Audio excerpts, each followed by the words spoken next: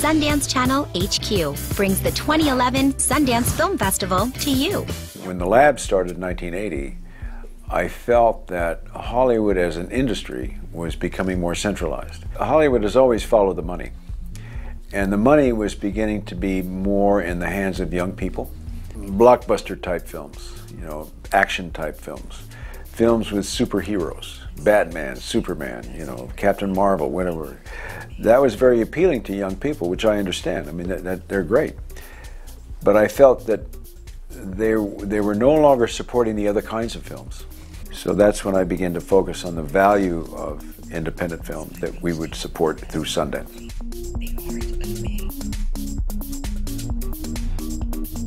I grew up in a lower working class environment where people did not have much money in the neighborhood that I grew up in. And I saw what it was like to live with very little. And I saw how it affected people.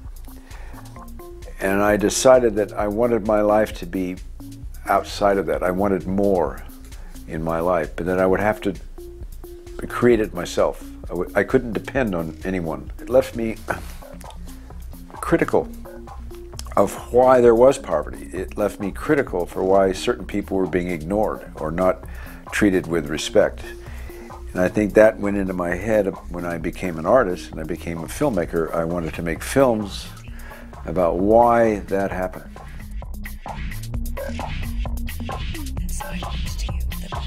I did 3 movies back to back in 1965.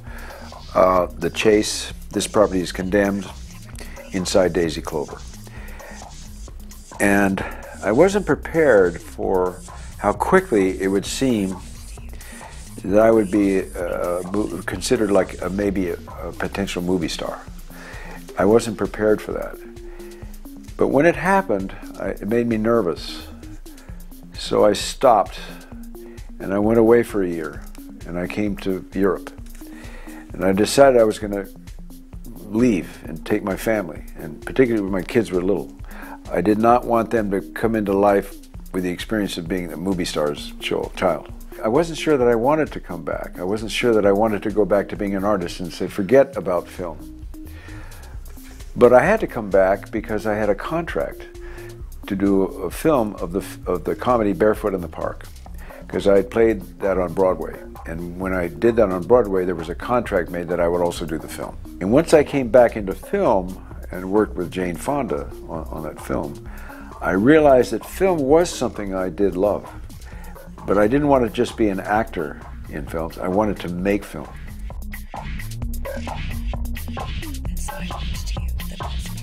I hired Brad because I thought he was right for the role as the brother in that film. That was the only reason. There was no other reason. I certainly didn't consider him a version of me.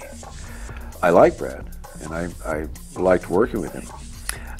We're good friends, but we're not really alike, just superficially.